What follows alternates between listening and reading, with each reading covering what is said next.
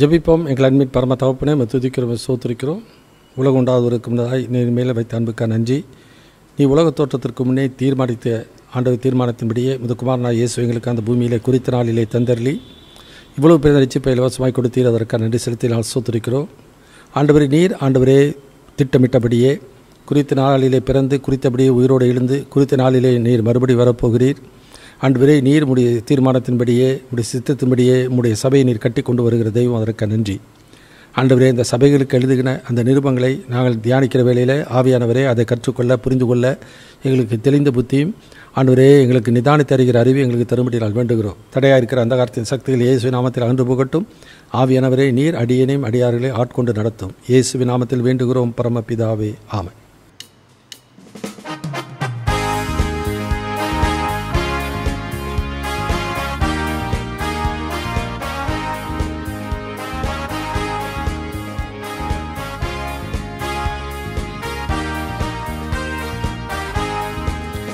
தேவ கிருபை என்றும் உள்ளதே, அவர் கிருபை என்றும் உள்ளதே. அவரை போற்றி துதித்து பாடி அல்லேலூயா என்றார் பரிப்போ. அவரை போற்றி துதித்து பாடி அல்லேலூயா என்றார் பரிப்போ. நெருக்கப்பட்டும் மடிந்திடாமல் கர்த்தர்தாம் நம்மை காத்ததாலே. நெருக்கப்பட்டும் மடிந்திடாமல் கர்த்தர்தாம் நம்மை காத்ததாலே. அவர் நல்லவர், அவர் வல்லவர், அவர் கிருபை என்றும் உள்ளது. அவர் நல்லவர், அவர் வல்லவர், அவர் கிருபை என்றும் உள்ளது. தேவ கிருபை என்றும் உள்ளதே, அவர் கிருபை என்றும் உள்ளதே. அவரை போற்றி துதித்து பாடி அல்லேலூயா என்றார் பரிப்போ. அவரை போற்றி துதித்து பாடி அல்லேலூயா என்றார் பரிப்போ. காரிருள் போன்ற கஷ்டங்கள் வந்தும் பாரினில் அவர் என் பாதையில் ஒளியாய். காரிருள் போன்ற கஷ்டங்கள் வந்தும் பாரினில் அவர் என் பாதையில் ஒளியாய். என்னை நடத்தினார் அவர் நல்லவர், அவர் கிருபை என்றும் உள்ளதே. என்னை நடத்தினார் அவர் நல்லவர், அவர் கிருபை என்றும் உள்ளதே. தேவ கிருபை என்றும் உள்ளதே, அவர் கிருபை என்றும் உள்ளதே. அவரை போற்றி துதித்து பாடி அல்லேலூயா என்றார் பரிப்போ. அவரை போற்றி துதித்து பாடி அல்லேலூயா என்றார் பரிப்போ. கர்த்தருடைய பரிசுத்தமுள்ள நாமம் மையப்படுவதாக. இந்த நாளிலும் நம்முடைய தியானத்திற்கென்று 1 கொரிந்தியர் புத்தகம் 1ஆம் அதிகாரம் முதல் 9 வசனங்களை வாசித்து நாம் தியானிக்க இருக்கின்றோம். இந்த கொரிந்து நிருபத்தை குறித்து நாம் பார்க்கும் பொழுது அப்போஸ்தலர் நடபடிகள் புத்தகத்தில் 17ஆம் அதிகாரத்தில் பவுலர் என்கிற பக்தர் அவர் தெசலோனிக்கே சபையிலே வாசித்து அவர் ஊழியம் செய்து கொண்டிருக்கிறார். அந்த தெசலோனிக்கே சபையிலே அவர் 3 ஓய்வு நாள் ஊழியம் செய்த பின்னதாக அந்த வசனத்தை வாசிக்கலாம். அப்போஸ்தலர் நடபடிகள் புத்தகம் 17ஆம் அதிகாரம் முதல் வசனத்திலிருந்து வாசிக்க நாம் கேட்போம். Acts chapter 17 verse 1 onwards. அவர்கள் அம்பிபோலி பட்டணத்தையும் அப்பல்லோனியா பட்டணத்தையும் கடந்து தெசலோனிக்கே பட்டணத்துக்கு வந்தார்கள். அங்கே யூதருக்கு ஒரு ஜெப ஆலயம் இருந்தது.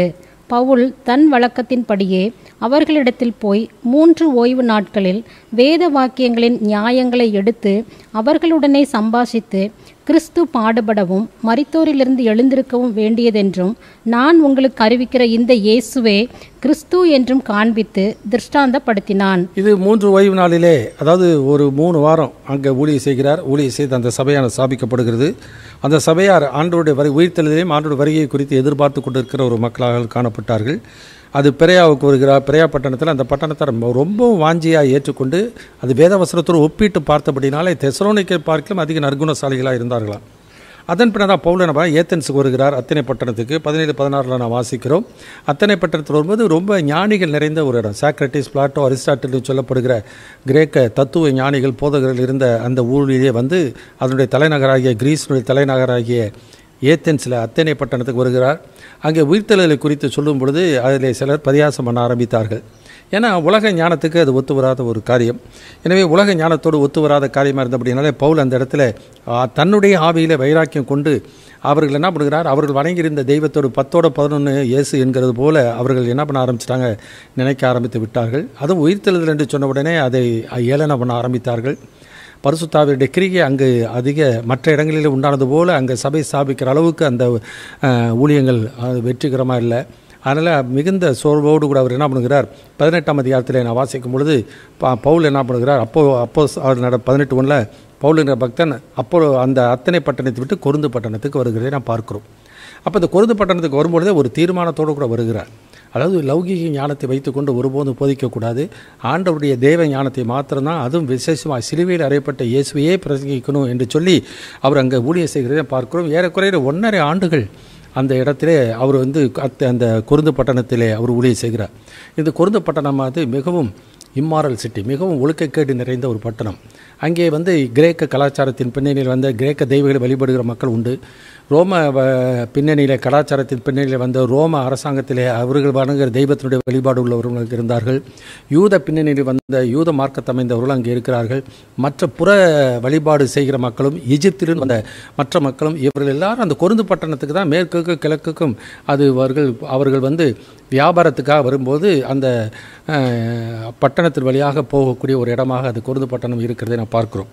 அந்த கொருந்து பட்டணத்தில் இவ்விதமாக பலவிதமான கலாச்சாரம் உள்ள மக்களாக இருந்தபடினாலே அவருடைய எண்ணங்கள் பலவிதமாக அவருடைய பின்னணியில் இருந்து தோன்றினபடினாலே அவர்களுக்குள்ளே ஒரு பிரிவினை உண்டாக ஆரம்பிச்சிச்சு. இயேசுவை பற்றிய ஒரு சாட்சியை அவர்கள் சொல்லியிருந்தாலும், ஆண்டவரே இந்த பட்டணத்தில் அநேகர் எனக்கு இருக்கிறார் என்று சொல்லி தைரியமாக பேசு என்று சொல்லி ஆண்டவரே சொல்லியிருந்தாலும், அந்த சொன்ன வார்த்தையை கேட்ட அந்த மக்கள் அந்த வசனத்தை கேட்டிருந்தாலும் அவர்கள் ஒவ்வொருவரும் தங்களுடைய பின்னணியிலே நான் பவுலை சேர்ந்தவன், அப்போலை சேர்ந்தவன், கேப்பாவை சேர்ந்தவன், நான் கிறிஸ்துவை சேர்ந்தவன் என்று சொல்லி ஒவ்வொருவரும் ஒவ்வொரு விதமாக அவர்கள் என்ன பண்ண ஆரம்பித்தாங்க, அதை புரிந்து கொள்வதிலும் அதிலே வைராக்கியம் கொள்கிற மக்களாக அந்த நாளிலே காணப்பட்டது போல இந்த நாட்களிலும் நாங்கள் இந்த சபையை சேர்ந்தவங்க, நாங்கள் அந்த சபையை சேர்ந்தவங்க, எங்களுக்கு இந்த கொள்கை, நாங்களுக்கு அந்த கொள்கை, இந்த ஊழியர் எங்களுக்கு பிடிக்கும், அந்த ஊழியர் எங்களுக்கு பிடிக்கும், நாங்கள் தான் முதல்ல ஆரம்பித்த சபை, நாங்கள் தான் 2வது ஆரம்பித்த சபை, இப்படி என்ன பண்ண ஆரம்பித்தாங்க. ஒவ்வொருவரும் உலக ஞானத்தோடு கூட வேத வசனத்தை ஆராய்ந்து பார்க்க முயற்சித்தபடினாலே ஆவிக்குரிய வாழ்க்கையில் அவர்களுக்கு வளர்ச்சியும் இல்லை. ஆவிக்குரிய வாழ்க்கையில் அவர்களுடைய பின்னணியிலே அவர்களுக்குரிய ஆவிக்குரிய வளர்ச்சி இல்லது மாத்திரமல்ல, விவாதமும் வாக்குவாதமும் வழக்கும் அவர்களுக்குள்ளே இருக்கிறதை நாம் பார்க்கிறோம். எனவே அந்த சபை 1 வருடங்கள் ஆண்டவருடைய உற்சாகத்தோடு கூட அவருடைய ஏவுதலோடு நடத்தி இருந்தாலும் அந்த மக்களுடைய வாழ்க்கையில் இந்த பிரச்சனைகள் இருந்தபடினாலே பவுல் எபேசு என்கிற பட்டணத்திலிருந்து அவர் இந்த நிருபத்தை எழுதுகிறதை நான் பார்க்கிறோம். அதில் இன்று இந்த 1-9 வசனங்களை நான் வாசிக்கும் பொழுது 5 காரியங்களை இன்றைக்கு நாம் தியானிக்க இருக்கின்றோம். முதல் காரியம் 1ஆம் அதிகாரத்தில் முதல் 2 வசனங்களை வாசிப்போம். தேவனுடைய சித்தத்தினாலே இயேசு கிறிஸ்துவின் அப்போஸ்தலன் ஆகும்படி அழைக்கப்பட்டவனாகிய பவுலும் சகோதரனாகிய சொஸ்தேனேயும் கொரிந்துவிலே கிறிஸ்து இயேசுவுக்குள் பரிசுத்தமாக்கப்பட்டவர்களாயும் பரிசுத்தவான்கள் ஆகும்படி அழைக்கப்பட்டவர்களுமாய் இருக்கிற தேவனுடைய சபைக்கும் எங்களுக்கும் தங்களுக்கும் ஆண்டவராயிருக்கிற நம்முடைய கர்த்தராகிய இயேசு கிறிஸ்துவின் நாமத்தை எங்கும் தொழுது கொள்கிற அனைவருக்கும் எழுதுகிறதாவது. கர்த்தருக்கு மகிமை உண்டாகட்டும். அந்த நாட்களிலே இருந்தது போல் இந்த 2000 வருடங்கள் ஆகியும் என்ன நினைக்கிறாங்கனாக்கா, முதல்ல சபையை ஆரம்பித்தது வந்து பேதுருவை கொண்டு தான் ஆரம்பித்தார். ஏன்னாக்கா நீ ராயா இருக்கிறா, இந்த ராயுவின் மேல் என் சபையை கட்டுவேன், நீ பேதுருவாக இருக்கிறா, இந்த கல்லின் மேல் சபையை கட்டுவேன்னு பேதுரு மேலே தான் சபையை கட்டினார். பவுல் என்கிற பக்தன் அவர்கிட்ட பிரிஞ்சு போய் வேறு சபை ஆரம்பித்தாருன்னு சொல்லி ராயப்பர் மேலே கட்டின சபை, பவுலின் மேலே கட்டப்பட்ட சபை, இப்படி இந்த நாட்களிலும் தவறான ஒரு புரிந்து கொள்ளுதல் மாத்திரமல்ல, தவறான கொள்கைகளையும் போதிக்கிற மக்கள் இந்த நாட்களில் இருக்கிறார்கள். ஆனால் பவுலுங்கிற பக்தன் சொல்லும் பொழுது தேவனுடைய சித்தத்தினாலே அப்போஸ்தலனாகும்படி அழைக்கப்பட்டவன், எனவே இவருடைய விருப்பத்தின்படி வந்தவர் அல்ல. இன்னும் நன்றாக சொல்லப்போனால் கலாத்தியர் 2 அதிகாரம் 6, 7, 8 வசனத்தில் வாசிக்கும் பொழுது பவுலு, பேதுரு மற்றும் யோவான் இவங்களெல்லாம் என்ன பண்ணுறாங்க, ஒருவருக்கொருவர் புரிந்து கொள்ளுதல் நன்றாக இருந்தபடினால தான் விருத்த சேதனம் உள்ளவர்களுக்கு அப்போஸ்தலர் கலாத்தியர் 2 6, 7, 8 வசனத்தை வாசிக்கலாம். கலேசியன் சாப்டர் 2 verse 6, 7, 8. அல்லாமலும் எண்ணிக்கையுள்ளவர்களாய் இருந்தவர்கள் எனக்கு ஒன்றும் போதிக்கவில்லை. அவர்கள் எப்படிப்பட்டவர்களாய் இருந்தாலும் எனக்கு கவலை இல்லை. தேவன் மனுஷரிடத்தில் பட்சபாதம் உள்ளவர் அல்லவே. அதுவும் அல்லாமல் விருத்த சேதனம் உள்ளவர்களுக்கு அப்போஸ்தலனாய் இருக்கும்படி பேதுருவை பலப்படுத்தினவர் புறஜாதிகளுக்கு அப்போஸ்தலனாய் இருக்கும்படி என்னையும் பலப்படுத்தினபடியினால் விருத்த சேதனம் உள்ளவர்களுக்கு சுவிசேஷத்தை பிரசங்கிக்கும்படி பேதுருவுக்கு கையளிக்கப்பட்டது போல விருத்த சேதனம் இல்லாதவர்களுக்கு பிரசங்கிக்கும்படி அது எனக்கும் கையளிக்கப்பட்டது என்று அவர்கள் கண்டு எனக்கு அளிக்கப்பட்ட கிருபையை அறிந்தபோது தூண்களாக எண்ணப்பட்ட யாக்கோபும் கேபாவும் யோவானும் தாங்கள் விருத்த சேதனம் உள்ளவர்களுக்கும் நாங்கள் புறஜாதிகளுக்கும் பிரசங்கிக்கும்படி அந்நியோன்னிய ஐக்கியத்திற்கு அடையாளமாக எனக்கும் பர்னபாவுக்கும் வலது கை கொடுத்து தரித்திரரை நினைத்து கொள்ளும்படிக்கு மாத்திரம் சொன்னார்கள். அப்படி செய்யும்படி அதற்கு முன்னமே நானும் கருத்துள்ளவனாயிருந்தேன். கர்த்தருக்கு மகிமை உண்டாகட்டும். அப்போ பேதுரு யோவானும் அவர் என்ன பண்ணிட்டாங்க, புரிஞ்சுக்கிட்டாங்க. அதாவது விருத்த சேதனம் இல்லாத புறவினத்தாருக்கு சுவிசேஷத்தை அறிவிப்பதற்கு பவுல் என்கிற பக்தரை சின்னப்பரை ஆண்டவர் தெரிந்து கொண்டார் என்பதை அவர்கள் புரிந்து கொண்டார்கள். அன்றைக்கு ராயபுரம் அருளப்புறம் புரிந்து கொண்ட அந்த புரிந்து கொள்ளுதல் இன்றைக்கு 2000 வருடங்களாகியும் அந்த புரிந்து கொள்ளுதல் இன்றைக்கு இல்லாமல் இருக்கிறது. இன்றைக்கு அவர்களை பிரிந்து போனவர்கள் என்று சொல்லி, எனவே ஆண்டவர் ராயப்புறம் கொண்டு ஸ்தாபித்த சபையிலிருந்து அவர்கள் பிரிந்து போய் வேறு ஸ்தாபனத்தை ஸ்தாபித்தது போல இன்றைக்கு ஒரு கருத்தை முன்வைக்கிறதை நாம் பார்க்கின்றோம். எனவே இது ஒருபோதும் அவ்விதமானதல்ல. அன்றைக்கு இருந்த ராயப்பர் அதை ஏற்றுக்கொண்டு விட்டார், அருளப்பர் ஏற்றுக்கொண்டார், பேதுரு ஏற்றுக்கொண்டார், யோவான் ஏற்றுக்கொண்டார். அந்த நாட்களிலே தேவன் ஒரு திட்டத்தோடு கூட தான் ஆண்டவர் பவுலை தெரிந்து கொண்டு புறவினத்தாருக்கு அனுப்பினார் என்பதை அவர்களும் அறிந்து புரிந்து கொண்டு விட்டார்கள். எனவே அந்த கொரிந்து சபைக்கு மாத்திரமல்ல, இயேசு நாமத்தை தொழுது கொள்கிற யாவருக்கும் எழுதுகிறதாவது என்று சொல்லி நான் பார்க்கும்பொழுது அந்த நாட்களில் மாத்திரமல்ல, எல்லா நாட்களிலும் இன்றைக்கு இருக்கிற எல்லா சபைகளுக்கும் தேவன் எழுதி கொடுக்கிற வேத வார்த்தை. அதில் முதல் காரியம் வாசிக்கும்பொழுது அந்த கிறிஸ்தவர்கள் இயேசு ரத்தத்தால் மீட்டெடுக்கப்பட்ட மக்கள், they are elevated in Christ. கிறிஸ்துவுக்குள் உயர்ந்த நிலையை அடைந்தவர்கள், உயர்வு அடைந்தவர்கள் என்பதை குறித்து சொல்லுகிறோம். உயர்ந்த நிலை என்று சொல்லும்பொழுது 2 காரியம் வாசிக்கிறோம். Sanctified in Christ and set apart to be chains.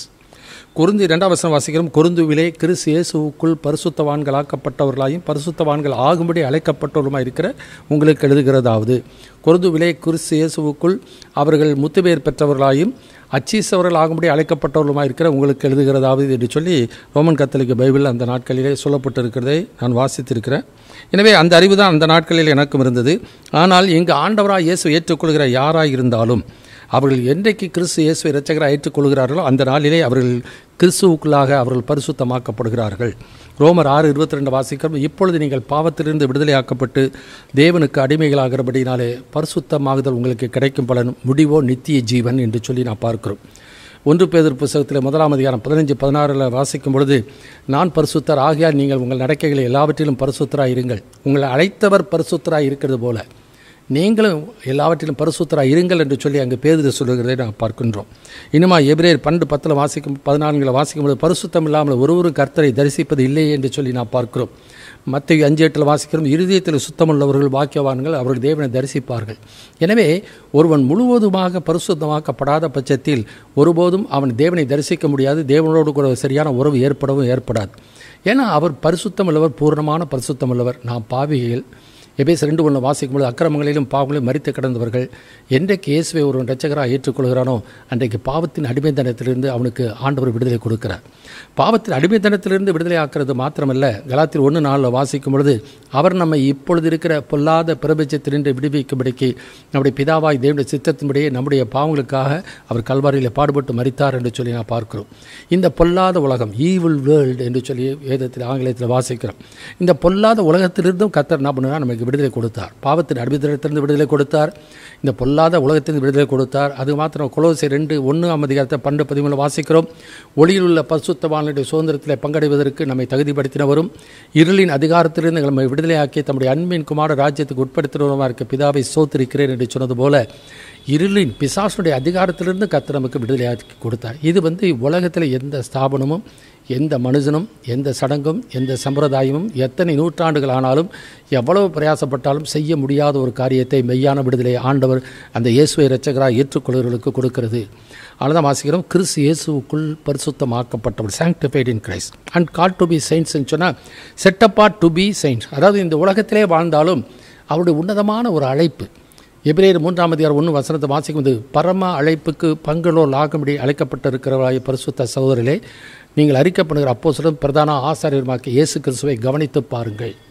1 தெசலோனிக்கேயர் 4 வாசிக்கிறோம், தேவன் நம்மை அசுத்தத்திற்கல்ல பரிசுத்தத்திற்கே அழைத்தார். அதில் வெளிப்படுத்த 22:11 வாசிக்கிறோம், அநியாயம் செய்யணும் அநியாயம் செய்யட்டும், அசுத்தமாக இருக்கணும் அசுத்தமாக இருக்கட்டும், நீதி உள்ளவன் இன்னும் நீதி செய்யட்டும், பரிசுத்தம் உள்ளவன் இன்னும் பரிசுத்தமாகட்டும் என்று சொல்லி பார்க்கிறோம். ஏன்னா முதலாவது தேவனால தான் நாம் பரிசுத்தமாக்கப்பட்டோம். ஆனால் இருள் சூழ்ந்த இந்த உலகம், பாவம் நிறைந்த இந்த உலகம், பொல்லாங்கனுக்குள் கிடைக்கிற உலகம், பிசாசுடைய சோதனைகள், சரீர மாம்சத்தில் இருக்கிற பலவீனங்கள், இச்சைகள், இவைகளெல்லாம் தாண்டி ஒருவர் வெற்றியுள்ள வாழ்க்கை வாழ வேண்டும் என்றால் ஆண்டவரால் அல்லாமல் முடியாது. ஆகையால் தான் ஆண்டவர் என்ன பண்ணுறார், அவனை கிறிஸ்துவுக்குள் கொண்டு அவனை பரிசுத்தமாக்கி சுத்திகரித்து கிறிஸ்துவுக்குள் கொண்டு வருகிறார். அதனால் தான் குமாரனை உடையவன் ஜீவனுடையவன், தேவனுடைய குமாரன் இல்லாதவன் ஜீவன் இல்லாதவன். So sanctified in Christ, called to be saints. அப்போ அச்சிசவர்களாகும்படி அழைக்கப்பட்டவர்கள். அப்போ யாரெல்லாம் அச்சிசவர்களாக முடியும்? இன்றைக்கு உலக கண்ணோட்டத்தோடு பார்க்கும்பொழுது ஒரு சிலரை மாத்திரம்தான் ஒவ்வொரு மதங்களிலும் சொல்கிறது பார்க்குறோம். கிறிஸ்துவ சமுதாயத்தை ஒரு சிலரை மாத்திரம்தான் என்ன பண்ணுறாங்க, புனிதர்களைப் போல அவர்கள் என்ன பண்ணுறாங்க, முன்னிறுத்துகிறதை பார்க்குறோம். அவர்களை குறித்து எவ்வளோ பேர், இவரெல்லாம் வெளிப்புறமாக தெரிந்தவர்கள், வெளிப்புறமாக தெரியாத எவ்வளோ பேர் இன்றைக்கு ஆண்டவருக்குள் நிலைத்திருக்கிற மக்கள் எவ்வளோ பேர் இருக்கிறதை இந்த உலகத்திலே அறியாமல் இருக்கிறார்கள். அதனால் ஒருவன் என்றைக்கு ஒரு கிறிஸ்துவுக்குள் வந்து விட்டானோ அவனை ஆண்டவர் என்ன பண்ணுகிறார், புனிதர் ஆவதற்காக தான் அழைக்கின்றார். அதனுடைய முடிவு பரலோகத்தில் கொண்டு போய் சேர்ப்பது தான். நித்திய ஜீவனை அளிப்பேன் என்பதே அவர் நமக்கு பண்ணின வாக்குத்தத்தம். ஆகினாலே இந்த கிருபையினால் இரட்சித்தாண்டவர், கிருபையினால் விசுவாசத்தை கொண்டு இரட்சிக்கப்பட்டீர்கள், இது உங்களால் உண்டானதல்ல, இது தேவனுடைய ஈவு, ஒருவரும் பெருமை பாராட்டாதபடிக்கு இது கிரிகைகளினாலே உண்டாகாமல், சபையினாலே, சடங்குகளினாலே, சம்பிரதாயத்தினாலே, பாரம்பரியத்தினாலே, லௌகிக ஞானத்தினாலே வராமல் தேவனுடைய இரக்கத்தினாலும் கிருபையினாலும் அவர் ரட்சிக்கப்படுகிறது மாத்திரமல்ல, உன்னதங்களிலே போய் உட்கார செய்கிறார். எபேசியர் 2:6-7 வாசிக்கிறோம், கிறிஸ்து இயேசுவுக்குள் அவர் நம்மிடத்தில் வைத்த தயவினாலே தம்முடைய கிருபையின் மகா மேன்மையான ஐஸ்வர்யத்தை வருங்காலங்களில் விளங்கச் செய்வதற்காக கிறிஸ்து இயேசுவுக்குள் நம்மை அவரோடே கூட எழுப்பி உன்னதங்களிலே அவரோடே கூட உட்காரவும் செய்தார். கர்த்தருக்கு மகிமை உண்டாகட்டும். என்ன சொல்றாங்கன்னாக்கா, சில புனிதர்கள் மாத்திரம், ஒரு சில குறிப்பிட்ட மக்கள் மாத்திரம் தான் என்ன பண்ணுறாங்க, விண்ணேற்பு அடைந்திருக்கிறார்கள். இயேசு மாத்திரம் விண்ணேற்றம் அடைந்தவர். மற்ற ஒரு சில பரிசுத்தவான்கள், பிரசித்தமானவர்கள், மகான்கள் மாத்திரம் மின்னேற்பு அடைந்தவர்கள் என்று சொல்லி இந்த வசனத்தில் பார்க்கும் பொழுது ஆவிக்குரிய ரீதியாக கிறிஸ்துவுக்குள் வந்த எல்லாரையும் ஆவிக்குரிய ரீதியாக விண்ணேற்பு அடைய வைத்திருக்கிறார். சரீரம் இங்கே இருக்கிறது, ஆனால் அவர்கள் ஆவிக்குரிய ரீதியாக விண்ணேற்பு அடைய உன்னதத்திலே அவரோடு கூட உட்காரவும் செய்தார். இறந்த காலத்தில் பாஸ்ட் டென்ஸில் அங்கே கொடுக்கப்பட்டிருக்கிறதை கவனிக்க வேண்டும். ஏன்னாக்கா அவர்களுக்கு கிடைத்த பரிசுத்தமும், அவளுக்கு கிடைத்த நீதியும், அவளுக்கு கிடைத்த உன்னதமான ஒரு பாக்கியமும் அது மனுஷனால் உண்டானதில்லை, தேவனால் உண்டானது என்பதை விளங்கிக் கொள்வதற்காக, அதனால தான் கிருபையின் மகா மேன்மையான ஐஸ்வர்யத்தை வருங்காலங்களிலே விளங்கச் செய்வதற்காக, புரிந்து கொள்வதற்காக, அறிந்து கொள்வதற்காக உன்னதங்களிலே அவரோட உட்காரம் செய்திருக்கிறார் என்று சொல்லி வாசிக்கிறோம். அதனால தான் இயேசு யோவான் 17 வாசிக்கும் பொழுது, நான் உலகத்தான் அல்லாதது போல அவர்களும் உலகத்தார் அல்ல, உலகத்தின் தீமையிலிருந்து காத்துக்கொள்ளும்படி நான் வேண்டுக் கொள்கிறேன். 17 யோவான் சொல்கிற சத்தியத்தினாலே அவர்களை பரிசுத்தமாக்கும்படி வசனமே சத்தியம். எனவே இயேசு இந்த உலகத்தில் இருந்தாலும் அவர் உலகத்தோடு ஒத்துப்போகல, உலகத்தை ரட்சிப்பதற்காக இந்த உலகத்துக்கு வந்தார். அதுபோல் நாம் இந்த உலகத்தில் இருந்தாலும் நாம் இந்த உலகத்தார் அல்ல, நம்ம உன்னத்துக்குரியவர்கள் என்கிற அந்த எண்ணம் எப்போது இருக்க வேண்டியது அவசியம். அந்த எண்ணம் இருப்பதற்காகவும் அந்த எண்ணத்தோடு கூட நான் வாழ்வதற்காக நமக்குள்ளே ஒரு புதிய ஆவியை நமக்குள்ளே கொடுத்திருக்கிறார். அவ்வளோதான் எபேசியருக்கு நிருபம் 4 வாசிக்கும் பொழுது முந்தின 23-24 வாசிக்கிற, முந்தின நடக்கக்கூடிய மோசம் போகும் இச்சைகளாலே கெட்டுப்போகிற பழைய மனிதனை நீங்கள் களைந்து போட்டு உங்கள் உள்ளத்திலே புதிதான ஆவி உள்ளவர்களாகி மெய்யான நீதியிலும் பரிசுத்தத்திலும் தேவனுடைய சாயலாக சிருஷ்டிக்கப்பட்ட புதிய மனிதனை தரித்து கொள்ளுங்கள். சின்ன குறிப்பிடத்தில் இப்படி ஒரு ஆர்சி சின்ன குறிப்பிடத்தில் ஒரு வார்த்தை உண்டு, மனிதனை எந்த அந்தஸ்திலே உண்டாக்கினார், பரிசுத்தமும் பாக்கியமான அந்தஸ்திலே உண்டாக்கினார். என்றைக்கு ஆண்டவரை விட்டு கீழ்ப்படியாமல் போனார்களோ அந்த பரிசுத்தம் பாக்கியமான அந்த அந்தஸ்தை இழந்து விட்டான். என்றைக்கு ஒருவன் இயேசுக்குள் வருகிறானோ அந்த நாளிலே புதிய ஆவி, பரிசுத்த ஆவி அவனுக்குள்ளே வருகிறார், அவனை பரிசுத்தமாக்குகிறார், அவனை நீதிமான ஆக்குகிறார். இந்த இழந்து போன அந்த உன்னத நிலையை மறுபடியும் ஆண்டவர் அவனுக்கு கொடுக்கிறார் இலவசமாய். அந்த உன்னத நிலையை என்னுடைய அந்த மேன்மையை உணர்ந்து கொள்வதற்காக தான் அவரை ஆவிக்குரிய ரீதியாக அவனை உன்னதத்தில் ஆண்டவராகிய இயேசு கிறிஸ்துவோடு உட்கார வைத்தார் என்று சொல்லி நாம் பார்க்கின்றோம். எனவே வி ஆர் எலவேட்டட். இன்றைக்கு எவ்வளோ பேர் சொல்லுவாங்க, கர்த்தர் கீழாக்காமல் மேலாக்குவார், வாழாக்காமல் தலையாக்குவார்னு சொல்லி விவாகம் 28 இருக்கிறத சொல்லிகிட்டே இருக்காங்க. இதை விட ஒரு மனிதனுடைய வாழ்க்கையில், உண்மை கிறிஸ்தவ வாழ்க்கையில் இதை விட ஒரு மேன்மை என்ன இருக்க முடியும்?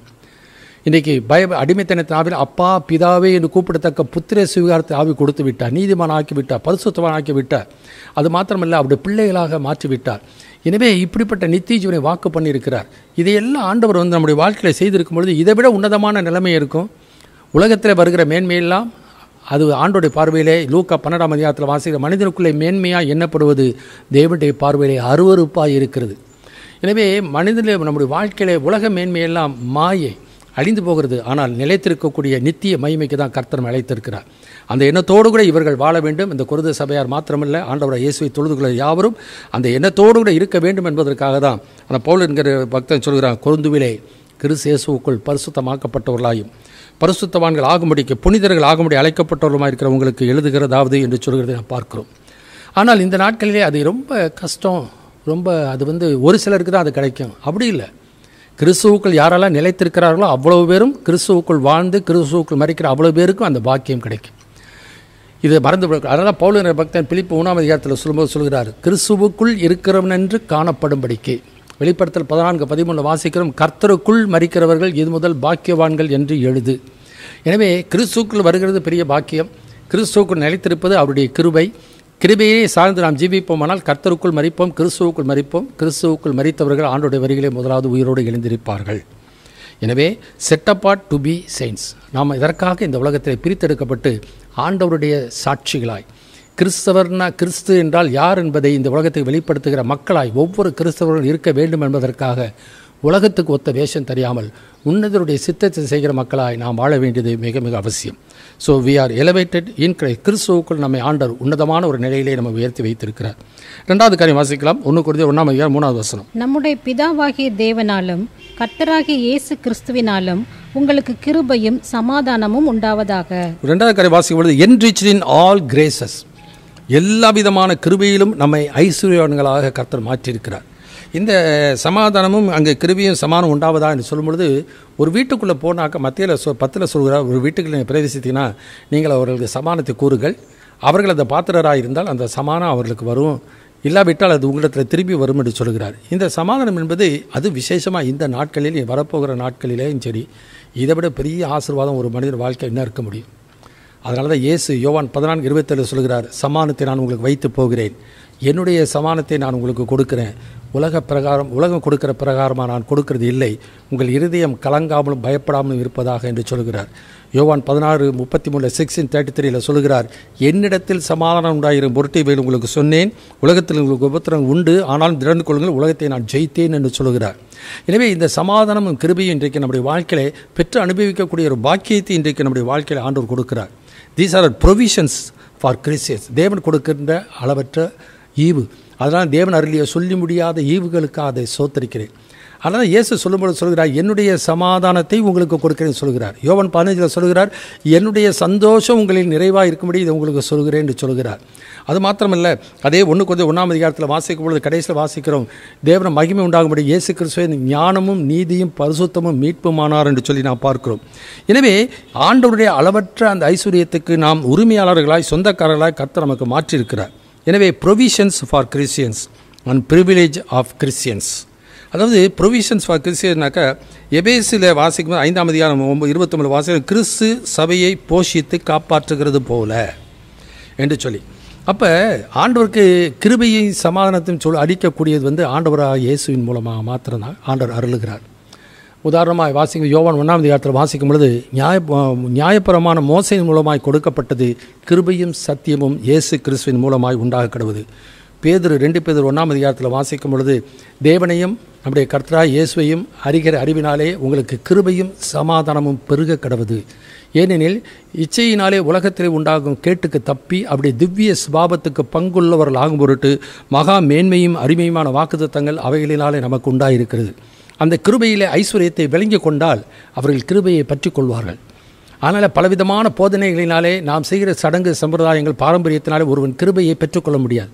No one can earn the grace of God. அது ஒருபோதும் அதை சம்பாதிக்க முடியாது. ஆண்டவருக்கு பிரியமான வாழ்க்கை எவன் வாழ்கிறானோ ஆண்டவருக்கு அந்த கிருபையை நாள்தோறும் தருகிறார். எவன் மேல் இரக்கமாக இருக்க சித்தமாக இருக்கிறாரோ அவன் மேல் இரக்கமாக இருக்கிறார். எவன் மேல் கிருபையாக இருக்க சித்தமாக இருக்கிறாரோ அவன் மேல் கிருபையாக இருக்கிறார். எனவே விரும்புகிற நாளும் இல்லை, ஓடுகிற நாளும் இல்லை, இறங்குகிற தேவனால் ஆகும். ரோமர் 9:16-17 வசனங்களில் வாசிக்கின்றோம்.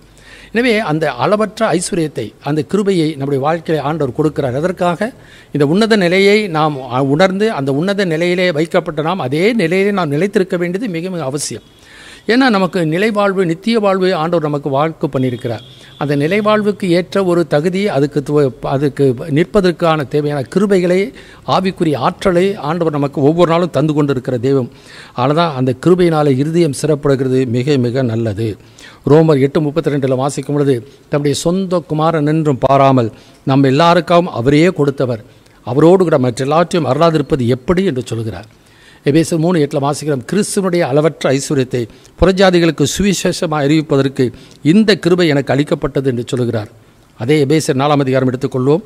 7-10 வசனத்தை வாசிக்க நாம் கேட்போம். Ephesian chapter 4:7-10. கிறிஸ்துவினுடைய ஈவின் அளவுக்கு தக்கதாக நம்மில் அவனவனுக்கு கிருபை அளிக்கப்பட்டிருக்கிறது. நம்மில் அவனவனுக்கு கிருபை அளிக்கப்பட்டிருக்கிறது. ஆதலால் அவர் உன்னதத்திற்கு ஏறி சிறைப்பட்டவர்களை சிறையாக்கி மனுஷர்களுக்கு வரங்களை அளித்தார் என்று சொல்லியிருக்கிறார். ஏறினார் என்பதினாலே அவர் அதற்கு முன்னே பூமியின் தாழ்விடங்களில் இறங்கினார் என்று விளங்குகிறதல்லவா? இறங்கினவரே எல்லாவற்றையும் நிரப்பத்தக்கதாக எல்லா வானங்களுக்கும் மேலாக உன்னதத்திற்கு ஏறினவருமாய் இருக்கிறார். மேலும் எனவே இந்த வசனம் வாசிக்கும் பொழுது enriched in all graces, கிருபையின் சமாதானம் உண்டாவதாக. இந்த சமாதானத்தை கொடுப்பதற்கோ கிருபை பெற்றுக்கொள்வதற்கோ இந்த உலகத்தில் எந்த ஸ்தாபனமும் எந்த ஊழியரும் ஹோல்சேல் ஏஜென்ட் கிடையாது. இது ஒரு தனிப்பட்ட விசுவாசிக்கு ஆண்டவருக்கு இருக்க உறவிலே ஆண்டவர். அதனால தான் கிறிஸ்துவனுடைய ஈவின் அளவுக்கு தக்கதாக நம்மில் அவனவனுக்கு கிருபை அளிக்கப்பட்டிருக்கிறதே. ஏனாக தேவன் ஒருவரே, தேவனுக்கும் மனிதனுக்கும் மத்தியஸ்தர் ஒருவரே. எந்த புனிதர் மூலமாகவோ எந்த ஊழியர்கள் மூலமாகவோ எந்த ஸ்தாபனங்களின் மூலமாகவோ தேவன் கொடுக்கிறவர் அல்ல. அது இயேசு உதாரணமாக இப்போ ஆண்டவர் யோவான் 15 சொல்லும்போது திராட்சை செடி திராட்சை கொடி என்று சொல்கிறார். பிதா திராட்சை தோட்டக்காரர் என்று சொல்கிறார். அப்போ பிதா என்கிற திராட்சை தோட்டக்காரர் அந்த திராட்சை செடியை அவர் நட்டு அதில் இந்த கொடியானது என்ன பண்ணுகிறதாம், இந்த செடியின் மூலமாக பிதா கொடுக்குற அவ்வளவு ஐஸ்வர்யத்தையும் அந்த செடியின் மூலமாக அந்த கொடி பெற்றுக்கொண்டு என்ன பண்ணுகிறது, பலனை கொடுக்கிறது. அதுபோல் பிதாவுடைய ஆசீர்வாதத்தை எல்லாம், பிதா வைத்திருக்கிற எல்லா விதமான உன்னதத்தின் ஐஸ்வர்யத்தை எல்லாம் இயேசுவின் மூலமாக இன்றைக்கு கிளையாக இருக்கிற ஒவ்வொரு விசுவாசிகளுக்கும் ஆண்டவர் தம்முடைய சித்தத்தின்படியே கொடுக்கிறார். யார் கேட்கிறார்களோ பெற்றுக்கொள்கிறார்கள். எவ்வளோ பிரச்சனை பாடுகள் வந்தாலும் அவர் மூலமாய் அந்த கிருபையில் பிரவேசிக்கும் ஸ்லாக்கியத்தை நாம் பெற்றுக்கொண்டு இருக்கிறோமா. It is a privilege. இன்றைக்கு ஒரு கோவிலிலேயோ கருவறையிலேயோ எந்த ஒரு மனிதனும் உள்ளே பிரவேசிக்கவே முடியாது, விடவே மாட்டாங்க. அதில் ஒரு குறிப்பிட்ட சிலர் மாத்திரம்தான் அந்த புல்பிட்டுன்னு சொல்லுவாங்க. அதாவது சில இதில் ஒவ்வொருத்தர் டேபர்நாக்கிள்னு சொல்லுவாங்க, ஒவ்வொருத்தரும் ஒவ்வொரு விதமாக கர்ப்பகரகன்னுவாங்க, மூலஸ்தானம்னு சொல்லுவாங்க, மகா பரிசுத்த ஸ்தலம்னு சொல்லுவாங்க. இன்றைக்கு இதுக்கெல்லாம் யாரும் போக முடியாது. ஒரு சிலர் மாத்திரம்தான், குருக்கள் மாத்திரம், போதகர்கள் மாத்திரம்தான் போகிறது. இது உலகத்தில் இருக்கிற மனிதன் செய்கிற ஒரு ஒழுங்கு. ஆனால் தேவாதி தேவன் அவருடைய கிருபாசன தண்டையிலே ஒவ்வொரு விசுவாசியும் எந்த ஒரு கிறிஸ்தவனாக இருந்தாலும் அவருடைய சமூகத்தில் பிரவேசிப்பதற்கு இயேசு என்கிற பிரதான ஆசாரியர் மூலமாக அவர் பிரவேசிக்கும் ஸ்லாக்கியத்தை ஆண்டவர் கொடுத்திருக்கிறார். அதை எபிரேயர் 4:6-18 வாசிக்கிறோம். அவர் மூலமாக அந்த வசனத்தில் வாசிக்கும் பொழுது, நமக்கு முன் வைக்கப்பட்ட நம்பிக்கை பற்றி கொள்ளும்படிக்கு அடைக்கலமாக ஓடி வந்த நமக்கு 2 மாறாத விஷயம் நிறைந்த ஆறுதல் உண்டாகும்படி எவ்வளவேனும் பொய்யறியாத தேவன் அப்படி செய்திருக்கிறாராம். என்ன வாசிக்கிற 4ஆம் அதிகாரத்தில் அதே எபிரேயர் 4 வாசிக்கும் பொழுது, அவர் மூலம் அந்த வானங்களின் வழியாக பரலோகத்திற்கு போன இயேசு மகா பிரதான ஆசாரியர் நமக்கு இருக்கிறபடியினாலே, அப்போ பூமியிலே நாம் ஆண்டவரோடு சமானம் பெற்றுக்கொள்வதற்கு இயேசு தான் மத்தியஸ்தர். இன்றைக்கி அதே இயேசு தான் தேவனுடைய வலது பார்சத்தை நமக்காக பரிந்து பேசுகிற பிரதான ஆசாரியர்.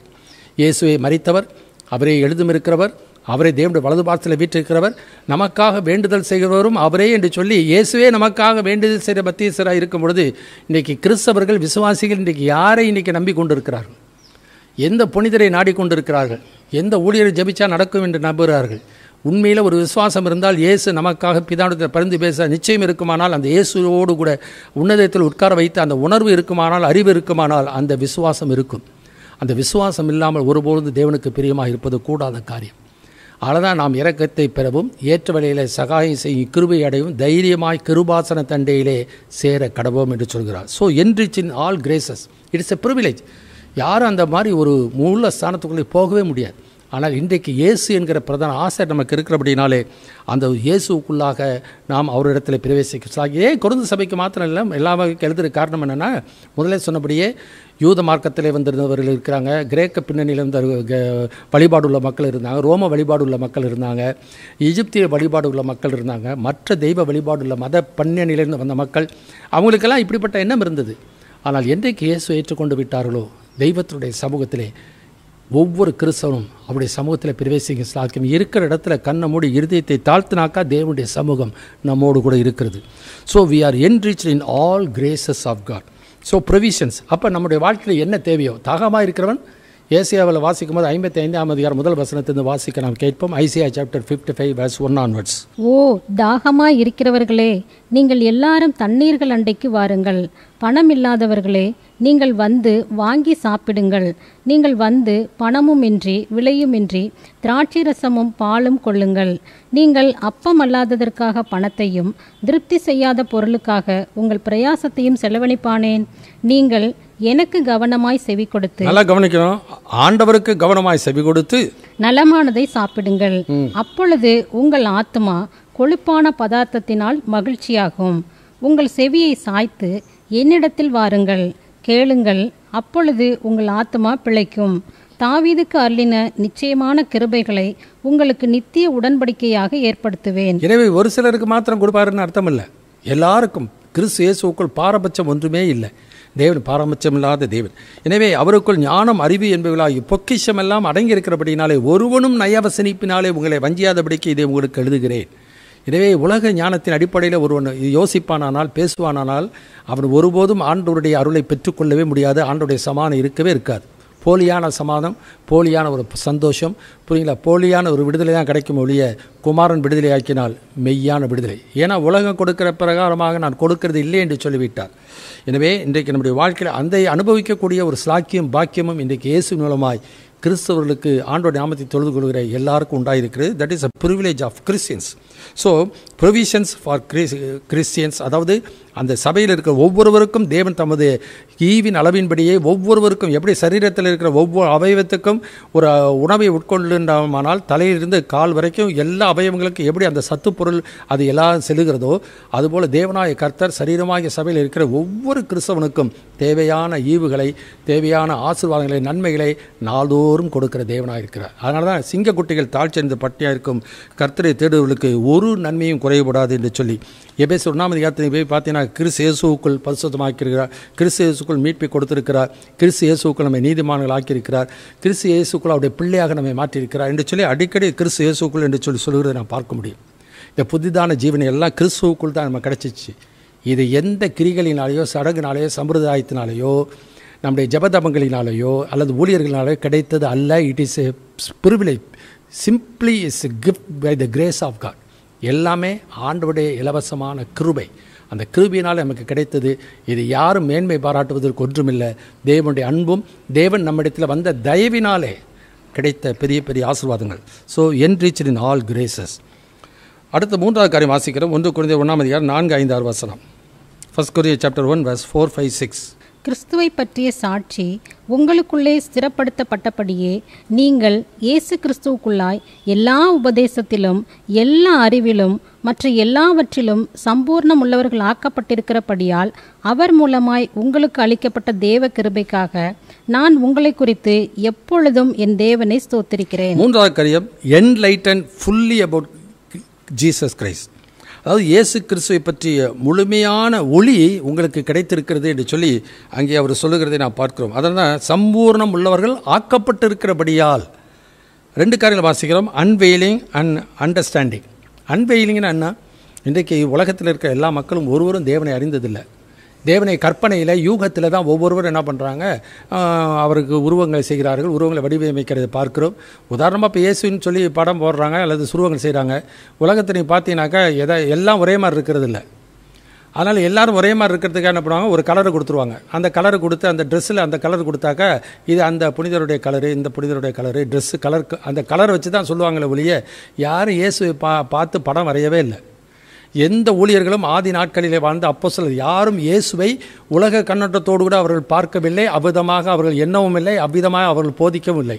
உதாரணமாக 2 கொரிந்தியர் புத்தகத்தில் 5ஆம் அதிகாரத்தில் 15வது வசனத்தில் இப்படி வாசிக்கிறோம். 2 கொரிந்தியர் 5ஆம் அதிகாரம் 14, 15, 16 வசனத்தை வாசிப்போம். கிறிஸ்துவனுடைய அன்பு எங்களை நெருக்கி ஏவுகிறது என்று சொல்லிவிட்டு பவுல் சொல்லுகிறார், கிறிஸ்துவினுடைய அன்பு எங்களை நெருக்கி ஏவுகிறது. ஏனென்றால் எல்லாருக்காகவும் ஒருவரே மரித்திருக்க எல்லாரும் மரித்தார்கள் என்றும், பிழைத்திருக்கிறவர்கள் இனி தங்களுக்கென்று பிழைத்திராமல் தங்களுக்காக மரித்து எழுந்தவருக்கென்று பிழைத்திருக்கும்படி அவர் எல்லாருக்காகவும் மரித்தார் என்றும் நிதானிக்கிறோம்.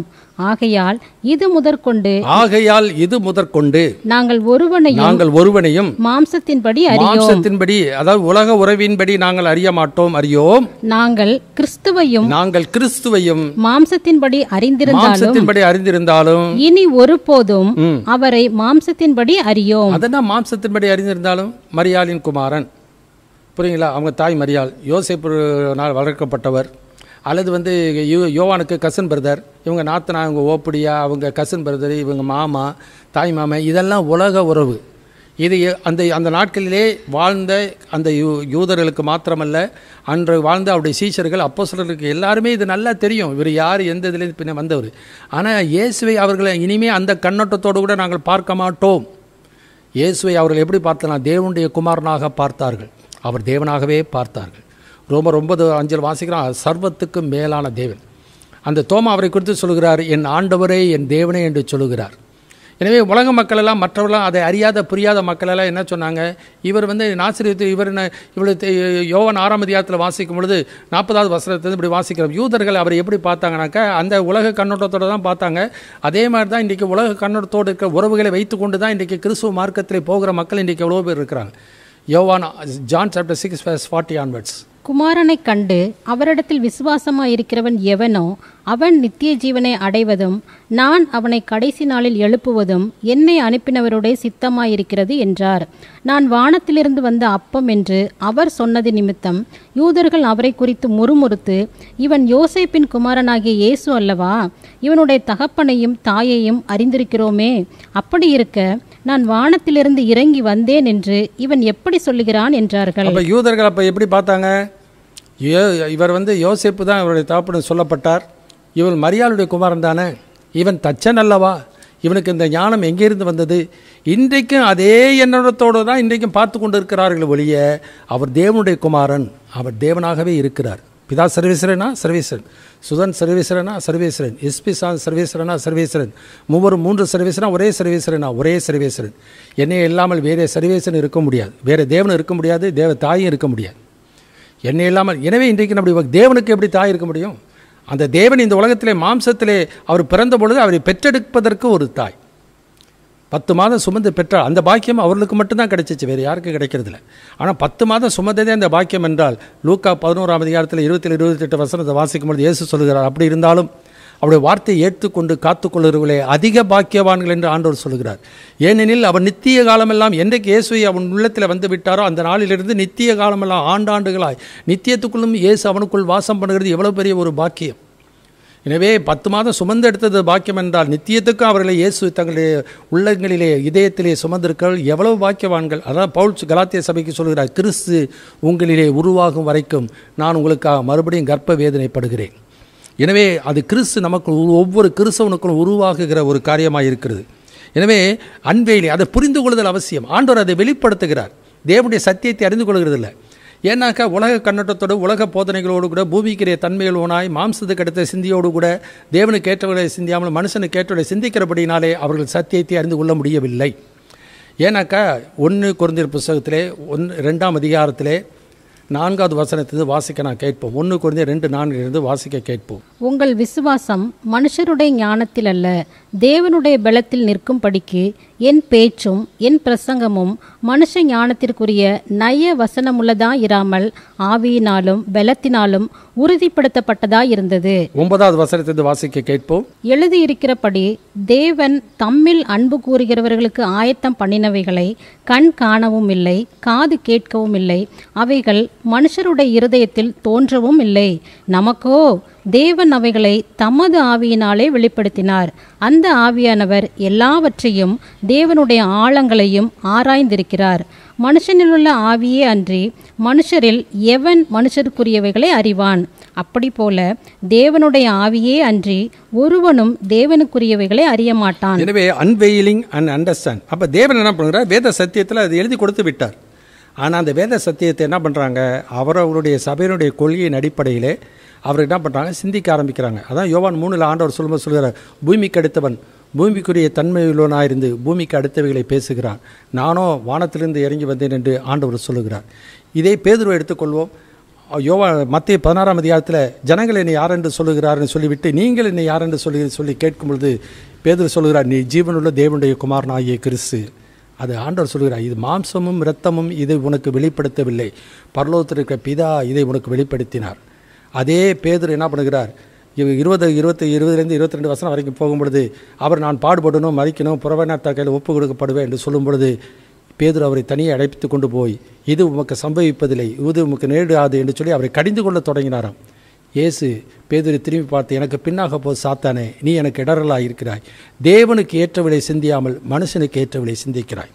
இன்றைக்கி மனுஷனுக்கு ஏற்றவிலை சிந்திக்கிறபடினால தான் வேத சத்தியத்தை அவர்களால் அறிந்து கொள்ள முடியல. ஏன்னாக்கா அவங்க எப்படி சிந்திக்கிறாங்க, எப்படி அதை பார்க்குறாங்க என்பது நன்றாக ஆண்டவர் அறிந்திருக்கிறார்.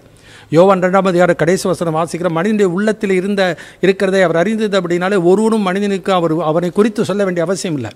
எவ்வளவு பக்திமானாக இருந்தாலும், எவ்வளவு படித்திருந்தாலும், அவனுடைய அறிவு மூலமாய், உலக அறிவு, உலக ஞானத்தின் மூலமாய் ஒருபோதும் தேவனை அறிந்து கொள்ள முடியாது. பைத்தியமாக தோன்றுகிற பிரசங்கத்தினாலே விசுவாசிகளை ரட்சிக்க தேவனுக்கு பிரியம் உண்டாயிற்றான். 1 கொரிந்தியர் புத்தகத்தில் 3ஆம் அதிகாரத்தில் பவுல் என்ற பக்தன் சொல்லும் பொழுது சொல்கிறார், 1 கொரிந்தியர் 3ஆம் அதிகாரம் 18 வாசிப்போம். ஒருவனும் தன்னைத்தானே வஞ்சியாதிருப்பானாக. இவ்வுலகத்திலே உங்களில் ஒருவன் தன்னை ஞானி என்று எண்ணினால் அவன் ஞானியாகும்படிக்கு பைத்தியக்காரனாக கடவன். இவ்வுலகத்தின் ஞானம் தேவனுக்கு முன்பாக பைத்தியமாயிருக்கிறது. அப்படியே ஞானிகளை அவர்களுடைய தந்திரத்தினாலே பிடிக்கிறார் என்றும் ஞானிகளுடைய சிந்தனைகள் வீணாயிருக்கிறதென்று கர்த்தர் அறிந்திருக்கிறார் என்றும் எழுதியிருக்கிறது. இப்படி இருக்க ஒருவனும் மனுஷரை குறித்து மேன்மை பாராட்டாதிருப்பானாக. ஆமாம், மனுஷனை குறித்து ஒருவரும் மேன்மை பாராட்ட முடியாது. எங்கள் இடத்துல இத்தனை 1000 பேர் இத்தனை ஆண்டுகளாக நாங்கள் ஸ்தாபனம் இருக்கிறது, எங்கள் இதில் இவ்வளோ பெரிய பிரசித்தி பெற்ற ஊழியர்களாக இருந்தாங்க, அது இவ்வளோ அற்புதம் செஞ்ச ஊழியர்களாக எங்கள் இடத்துல இருக்கிறாங்க என்று சொல்லி உலகத்தில் எதை குறித்து மேன்மை பாராட்ட வேண்டாம். மேன்மை பாராட்டுகிறவன் கர்த்தரை குறித்தே மேன்மை பாராட்ட கடவன். ஏன்னா அவரே தேவனால் நமக்கு ஞானமும் நீதி பரிசுத்த மீட்புமானார். எனவே அந்த இயேசு கிறிஸ்துவை அறிந்திருக்கிறது குறித்து தான் மேன்மை பாராட்ட முடிய வேண்டியது மிக மிக அவசியம். ஸோ அன்வெயிலிங், இந்த அறிவு இல்லாததுனால தான் உலக பிரகாரமான எண்ணங்கள், அதை குறித்த சிந்தையின் நிமித்தமாக வருகிற மேட்டிமைகள், இதெல்லாம் கர்த்தருடைய பார்வையில் அருவருப்பானது. அவர்கள் ஒருபோது சத்தியத்தை அறியவே இல்லை. பவுல் என்ற பக்தன் 2 கொரிந்தியர் 4ஆம் அதிகாரத்தில் 4வது வசனத்திலிருந்து 6வது வசனம் வரைக்கும் சொல்கிறார், தேவனுடைய சாயலாக இருக்கிற கிறிஸ்துவுடைய மகிமையான சுவிசேஷத்தின் ஒளி அவ்விசுவாசிகளாகி அவர்களுக்கு பிரகாசமாக இராதபடிக்கு இப்பிரபஞ்சத்தை தேவனானவன் அவருடைய மனதை குருடாக்கினான். நாங்கள் எங்களையே பிரசங்கியாமல் கிறிஸ்து இயேசுவை கர்த்தர் என்றும் எங்களையோ இயேசுவின் நிமித்தம் உங்கள் ஊழியக்காரர் என்றும் பிரசங்கிக்கிறோம். இருளிலிருந்து வெளிச்சத்தை பிரகாசிக்க சொன்ன தேவன் இயேசு கிறிஸ்துவின் முகத்தில் உள்ள தமது மகிமையின் அறிவாகிய ஒளியை தோன்ற பண்ணும் பொருட்டாக எங்கள் இருதயங்களிலே பிரகாசித்தார். அப்போ ஆண்டவர் அந்த இருதயத்திலே பிரகாசிக்கும் பொழுது தான் ஆண்டவருடைய சத்தியத்தை ஒருவன் அறிந்து கொள்ள முடியும். அப்படிப்பட்ட விசுவாசம், எப்படிப்பட்ட விசுவாசம் இருக்கு என்பதை ஆண்டவர் அறிந்திருக்கிறார். பாரம்பரியத்தின் அடிப்படையிலையா, மனித ஞானத்தின் அடிப்படையிலையா, தேவனுக்கு ஏற்றதா அல்லது மனுஷனுக்கு ஏற்றதா என்பதை அறிந்திருக்கிறபடியினாலே வேத வாக்கியங்களை அறிந்து கொள்ள முடியும். அவருடைய மனதை அவர் தான் திறக்கின்றவர். லூக்கா 24:45 வாசிக்கிறோம், வேத வாக்கியங்களை அறிந்து கொள்ளும்படி அவருடைய மனதை அவர் திறந்து. மத்திய 11:27 வாசிக்கிறோம், பிதா தவிர வேறு ஒருவரும் குமாரனை அறியான், குமாரன் எவனுக்கு அவரை வெளிப்படுத்த சித்தமாயிருக்கிறாரோ அவனும் தவிர வேறு ஒருவரும் பிதாவை அறியான் என்று சொல்கிறார். யோவான் 1:18 வாசிக்கிறோம், பிதாவை ஒருவரும் ஒரு காலம் கண்டதில்லை, அவருடைய மடியில் இருக்க ஒரே பேரான குமாரனே அவரை நமக்கு வெளிப்படுத்துகிறார். எனவே இயேசுவே, எந்த இயேசுவுக்குள் நாம் வந்திருக்கிறோமோ, எந்த இயேசுவுக்குள் நம்மை நினைத்திருக்கிறாரோ அந்த இயேசுதான் இன்றைக்கு நம்மை அந்த காண முடியாத தெய்வத்தை வெளிப்படுத்துகிறார். அப்போ இயேசுவை அறிந்து கொள்வதற்கு அவருடைய வேத வசனத்தை நமக்கு கொடுத்திருக்கிறார்.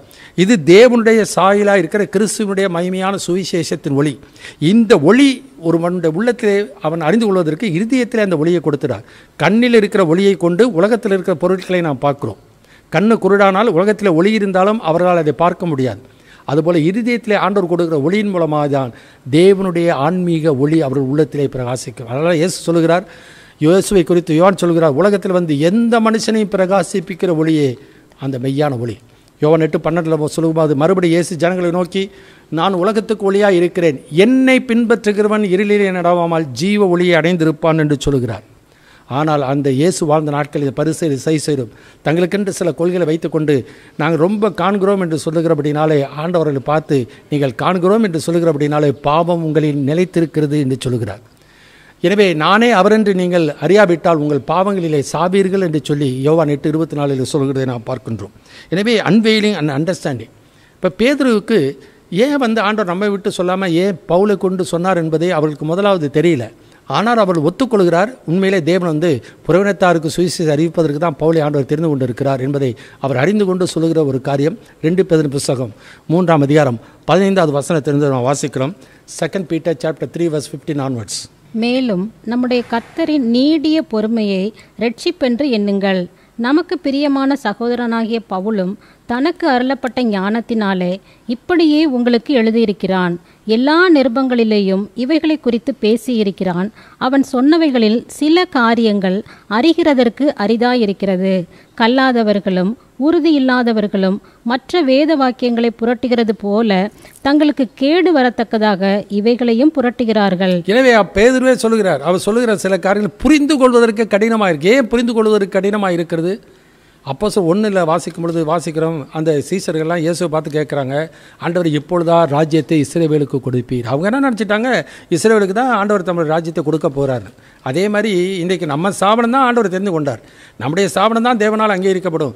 நாம் தான் உண்மையான ஊழியர், நான் தான் ஆண்டவருக்கு பிரியமான செய்கிறேன் என்று ஒவ்வொருவரும் ஒவ்வொரு ஸ்தாபனமும் ஒவ்வொரு ஊழியர்களும் ஒவ்வொரு கொள்கையிலும் ஆண்டவருக்கு நாங்கள் சொல்றதெல்லாம் ஆண்டவர் சொன்னது என்று சொல்லி கொண்டிருக்கிறார்கள்.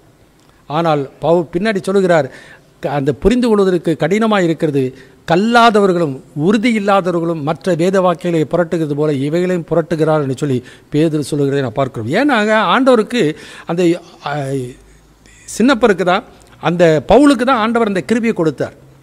அதாவது புறவினத்தாரையும் யூதரையும் ஒன்றாக்குகிறது என்கிற அந்த திட்டத்தை, அந்த தீர்மானத்தின்படி அவர் கொண்டிருந்த அந்த திட்டத்தை பவுலின் மூலமாக தான் ஆண்டவர் வெளிப்படுத்துகிறார். அதனால் இந்த கிருபை எனக்கு அளிக்கப்பட்டது. அப்போ யாருக்கு எந்த கிருபை அருளுகிறாரோ அவங்களுக்கு தான் அதை புரிந்து கொள்ள முடியும். அதனால் உலக ஞானத்தை அறிவை வைத்துக்கொண்டு ஒருபோது வேத சத்தியத்தை அறிந்து கொள்ள முடியாது. யோவான் 8:43 சொல்கிறார், என் வசனத்தை நீங்கள் ஏன் அறியாமல் இருக்கிறீர்கள், என் உபதேசத்தை கேட்க மனதில்லாமல் இருக்கிறபடியினாலே தான். அதெல்லாம் வாசிக்கும் பொழுது இன்றைக்கு நம்முடைய வாழ்க்கையில் we should understand. So unveiling and understanding. அப்போ வெளிப்படுத்துதலும் விளங்கிக் கொள்ளுதலும். அந்த கொரிந்து சபையாருக்கு இயேசுவை பற்றிய எல்லா காரியத்தையும் ஆண்டவர் அவர்களுக்கு சொல்லிவிட்டார். எனவே கிறிஸ்துவை பற்றி சொல்லிய எல்லா உபதேசத்தையும் அந்த நாட்களில் தேவையான அவர்களுக்கு மாத்திரமல்ல, இன்றைக்கு நமக்கும் தேவன் அந்த வேத வாக்கியத்தின் மூலமாய் நமக்கு தெரியப்படுத்தி விட்டார். அதனால் வேத வாக்கியங்களை ஆராய்ந்து பாருங்கள், அவைகளால் உங்களுக்கு நித்திய ஜீவன் உண்டு என்று எண்ணுகிறீர்களே, என்னை குறித்து சாட்சி கொடுக்கிறவைகளும் அவைகளே என்று சொல்கிறார். 4வது காரியம் 1 Corinthians chapter 1 verse 7. அப்படியே நீங்கள் யாதொரு வரத்திலும் குறைவில்லாதவர்களாய் நம்முடைய கர்த்தராகிய இயேசு கிறிஸ்து வெளிப்படுவதற்கு காத்திருக்கிறீர்கள். Equipped with all gifts. அந்த வசனத்தை வாசிக்கிறோம், நீங்கள் யாதொரு வரத்திலும் குறைவில்லாதவர்களாய். அந்த கொரிந்து சபையில் உண்டான அநேக குழப்பங்களிலே இந்த வரங்களை அபியாசப்படுத்துறது உண்டான குழப்பம். அது 1 கொரிந்தியர் புத்தகத்தில் என்ன பண்ணுறாங்க, 12ஆம் அதிகாரத்தில் ஆண்டவராய் கர்த்தர் கொண்டிருந்த தீர்மானத்தை அவர்களுக்கு என்ன பண்ணுறாங்க, பவுல் பக்தன் 1 கொரிந்தியர் 12, 13, 14ஆம் அதிகாரத்தில் அவர்களுக்கு எழுதி கொடுக்கிறதை நான் பார்க்கிறோம். அதனால் 12:1 சொல்கிறார், ஆவிக்குரிய வரங்களை குறித்து நீங்கள் அறியாதிருக்க மனதில்லை, அப்படின்னாக்க அறிந்து கொள்ள வேண்டும் என்று சொல்கிறார். அந்த நாட்களிலே புறவினத்தாரோடு எப்படி இருக்கிறது, புறவினத்தாருக்கு மத்தியில் நம்ம வாழ்கிறோமே, அவங்க பண்டிகை கொண்டாடினால் நாம் பண்டிகை கொண்டாடணுமா கொண்டாடக்கூடாதா, அவங்களோட சேர்ந்து வாழலாமா வாழக்கூடாதா, அல்லது நம்ம உலகத்தில் வந்து விக்கிரங்களை படைத்ததை சாப்பிடலாமா சாப்பிடக்கூடாதா, இந்த மாதிரி அந்த ஆதி திருச்சபையில் இந்த நாட்களில் இந்த குழப்பங்கள் இருக்கும்பொழுது தான் எபேசு என்கிற பட்டணத்திலிருந்து பவுல் இந்த 1 கொரிந்தியர் நிருபத்தை எழுதுகிறார். அது 20:20 சொல்கிறார், அப்போஸ்தலர் சொல்லும் பொழுது, பிரயோஜனமானவைகளை ஒன்றும் நான் உங்களுக்கு மறைக்காமல் எல்லாவற்றையும் வீடுகளோடு நான் உங்களுக்கு என்ன பண்ணினேன் சொல்லிட்டு வந்துட்டேன்னு சொல்கிறார். அப்படிப்பட்ட இந்த சரீரமாகிய சபைக்கு தேவன் கொடுத்த அந்த வரங்கள், பரிசுத்த வரங்கள் 9 என்பதை 1 கொரிந்தியர் 12ஆம் அதிகாரத்தில் அங்கே 7வது வசனத்திலிருந்து 10வது 11வது வசனம் வரைக்கும் அங்கே சொல்லுகிறதை நான் பார்க்கிறோம். எனவே எப்படி ஒரு சரீரத்திலே ஒவ்வொரு அவயவத்துக்கும் ஒரு செயல்பாடு இருக்கிறதோ, அதுபோல் சரீரமாகிய சபையில் இருக்கிற ஒவ்வொரு கிறிஸ்தவர்களுக்கும் அந்த சரீரமாகிய சபை வளர்ச்சி அடைவதற்கு அதனுடைய நன்மைக்காக பிரயோஜனத்திற்காக ஒவ்வொருவருக்கும் ஆண்டவர் என்ன பண்ணுகிறார், வரங்களை கொடுக்கிறார், அதற்கான ஆற்றலை கொடுக்கிறார். ஒரு சரீரம் செயல்பட வேண்டும் என்றால் அதற்கு சத்து அவசியம், அது அவசியம், ஆற்றல் அவசியம். அந்த ஆற்றலையும் அவர் கொடுக்கிறார். அதற்காக அதுக்கு செயல்பாடையும் ஆண்டவர் அந்த இதிலே கொடுத்திருக்கிறார். இப்போ கண்ணுக்கு பார்க்கக்கூடிய ஒரு திராணியை கொடுக்கிறார், அதற்குரிய தேவையான சத்தையும் கொடுக்கின்றார். இப்போ வாயால் பேசுகிறோம், பேசுவதற்கான ஆற்றலை கொடுக்கிறார். அந்த ஆற்றல் மாத்திரமில்லை, அது உச்சரிப்பதற்கான அறிவை நமக்கு கொடுக்கிறார். செயல்படுவதை குறித்து நான் பார்க்கிறோம். அதனால் 2 காரியங்கள் வாசிக்கிறேன், divine power and divine operation. அதாவது தேவனுடைய ஆற்றலும் தேவனுடைய நடத்துதலும் என்று சொல்லி நான் பார்க்கிறோம். அப்போஸ்தலர் 1:8 வாசிக்கும் பொழுது, பரிசுத்தாவின் இடத்தில் வரும்பொழுது நீங்கள் பலனடைந்து எருசலேம், யூதேயாவிலும் சமாரியாவிலும் பூமியின் கடைசி பரியந்தமும் எனக்கு சாட்சிகளாக இருப்பீர்கள். அது மாத்திரம் 1 Corinthians 4:20 வாசிக்கும்போது பவுல் சொல்கிறார், தேவனுடைய ராஜ்யம் பேச்சிலே அல்ல பலத்திலே இருக்கிறது என்று சொல்லி நான் பார்க்கிறோம். அந்த சபையார் இவ்வளவு தூரம் இயேசுவை பற்றிய சாட்சி சம்பூர்ணமாக்கப்பட்டிருந்தாலும், எல்லா ஞானத்தையும் எல்லா அறிவிலும் அவர்கள் போதிக்கப்பட்டிருந்தாலும் ஆவிக்குரிய வாழ்க்கையில் வளர்ச்சி அவளுக்கு இல்லை. குழந்தைகளாகவே இருக்கிறாங்க ஆவிக்குரிய வாழ்க்கையில். அதனால தான் அவர்களுக்குள்ளே பொறாமை, அவர்கள பிரிவினைகள், மார்க்க பேதங்கள், அவர் மற்றவர்களை காட்டிலும் மேன்மையாக அணுகிறது, சுயத்தை சார்ந்தவர்களாய் வாழ்ந்தார்கள். இதெல்லாம் அந்த சபையில் நான் பார்க்கின்றோம். புறஜாதிகளுக்குள்ளே காணப்படாத பாவம் அவருக்குள்ளே இருந்தது. காரணம் என்ன? ஆண்டவருடைய ப்ரொவிஷன்ஸ், ஆண்டவர் கொடுக்குற போஷாக்கு, அவருடைய கிருபைகளை பற்றி கொள்ளவில்லை. அதனால் வெற்றியுள்ள வாழ்க்கை வாழ முடியாமல் இருந்தார்கள்.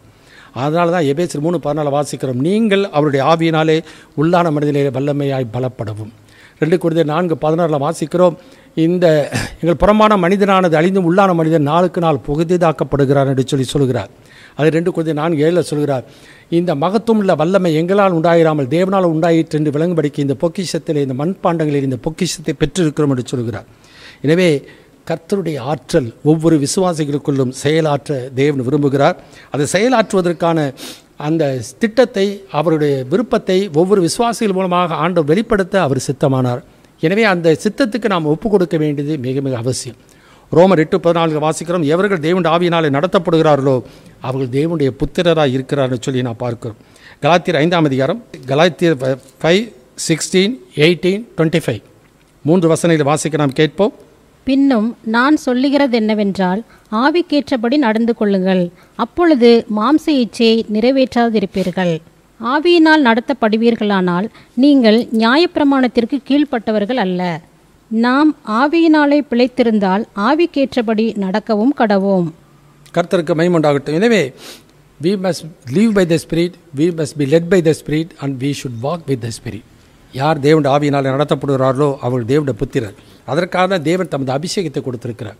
அந்த அபிஷேகம் சகலவற்றையும் குறித்து போதிக்கிறது. அது போதித்தபடியே அவரிலே நிலைத்திருங்கள் என்று சொல்கிறதை நாம் பார்க்கிறோம். எனவே முதல் காரியம் வாசித்தோம், கிறிஸ்துவுக்குள் ஒரு உயர்ந்தடை நம்ம அடைய, எலவேட்டட் இன் கிரைஸ்ட். கிறிஸ்துவுக்குள் ஒரு உயர்ந்த நிலையை ஆண்டவர் கொடுத்திருக்கிறார். 2வது, என்ரிச்ட் இன் ஆல் கிரேசஸ், எல்லா கிருபையும் ஆண்டவர் நமக்கு, ஐஸ்வர்யத்தையும் நமக்கு இலவசமாய் ஆண்டவர் கொடுத்திருக்கிறார். என்லைட்டன் ஃபுல்லி அபவுட் ஜீசஸ், இயேசுவை பற்றி முழுமையான சாட்சியை, அவருடைய சத்தியத்தை ஆண்டவர் நமக்கு வெளிப்படுத்தியிருக்கிறார்.